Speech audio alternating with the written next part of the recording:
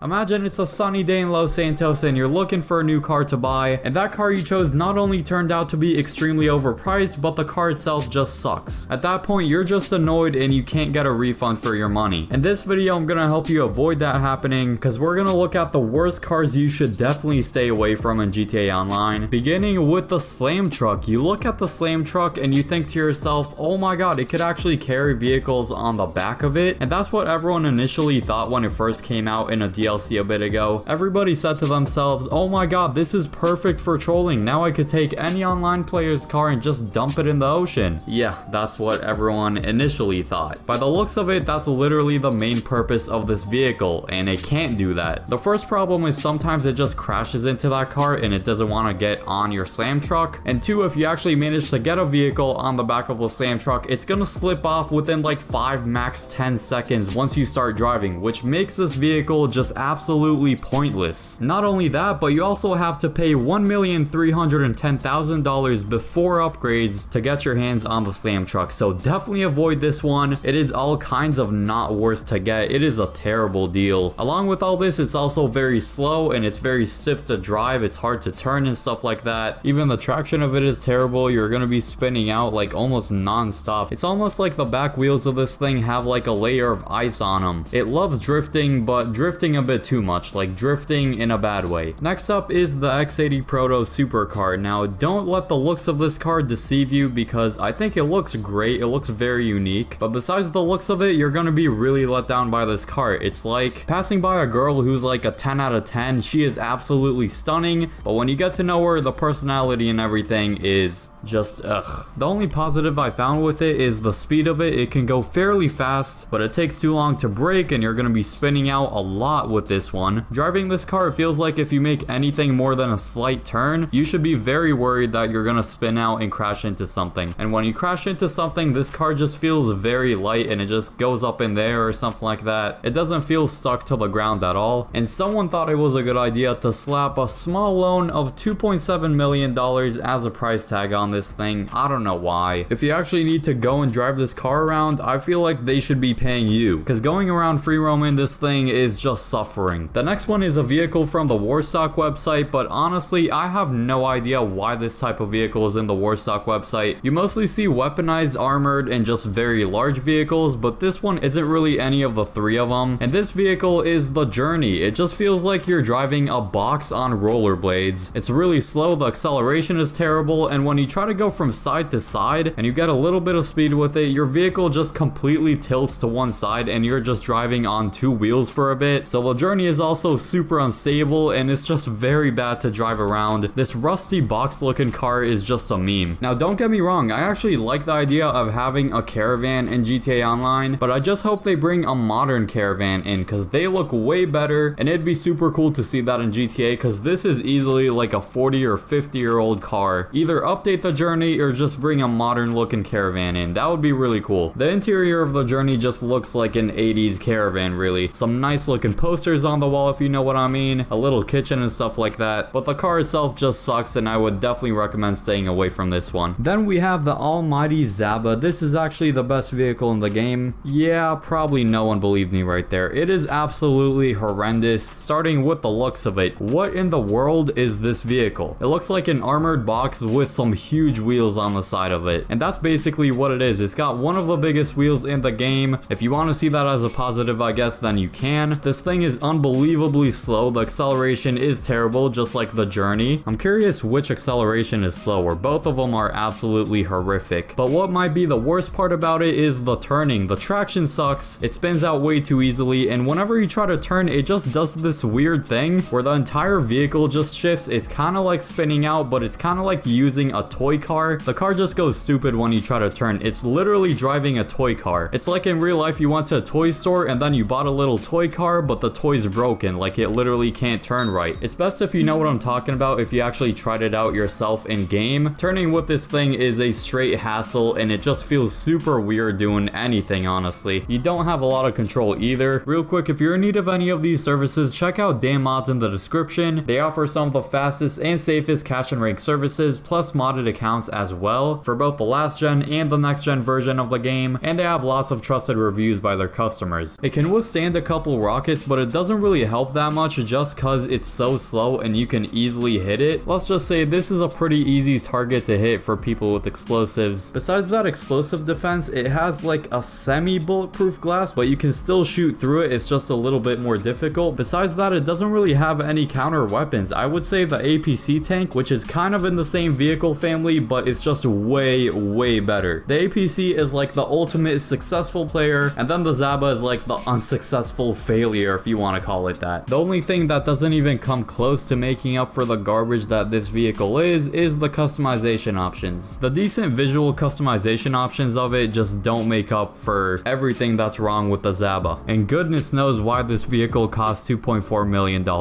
Like, what? One last thing to note about it is amphibious, so you can drive in the water with it and it won't drown, but it's pretty slow with that as well. The next one I would avoid is the FMJ, which is a supercar. It's definitely got itself a pretty unique look, but I think some of it just looks odd. Like the headlights, for example, they're just super low and I just think it looks a bit weird. The acceleration of it in particular is really bad. I don't know why, but driving this car, everything just feels slower. The top speed of it isn't necessarily terrible, but because of the acceleration, I think if you do a race with a lot of turns or you're just driving inside the city where you turn a lot, it's just gonna be a lot slower just because you're not driving in a straight line for a long period of time. So it's not the fastest vehicle if you want to get from point A to point B very fast. Especially at a crazy price tag of $1,750,000, it's really overpriced as well. I'd much rather take a Zentorno, which only costs $725K to race, than the FMJ, which costs 2.5 times the price. Then we have the technical custom. I'm actually showing the technical aqua in the gameplay, but they're both very similar. The technical aqua could just be amphibious, and it just has the boat engine on the back and the thingies on the sides. The technical custom looks the same, just without those add-ons. It's pretty much a Rusty Rebel with a machine gun on the back of it, and I really mean it. It costs a whopping $950,000 while the Rusty Rebel is $3K, and this thing doesn't have much going for it. It cannot take any rockets. That means one explosive and it's absolutely done. What's weird is you do have the armor upgrades, but they're only visual. They don't actually change anything regarding the explosive resistance. If you put the max armor on it and you put all the armor plates, it's still gonna be one explosive to blow it up no matter which one it is, which means the armor plating and all these extra features are just for show. They're just for looks, they're just visual upgrades, that's it, which is a big bummer. And another fact about it that makes it even worse is you can't really shoot outside of it. You only have the person that controls the machine gun on the back if you have another person with you, that is. The driver and the passenger can't shoot out, they can't throw any sticky bombs, legit nothing. It's so not worth the money. It's barely worth a quarter of the price if you ask me. They took a $3,000 Rusty Rebel, put a machine gun on the back of it, gave it some visual upgrades, and then priced it at almost $1 million. That is absolutely ridiculous. This one is a no-brainer to avoid. Now, if you want to see the best arena vehicles in GTA Online, click the video on screen now.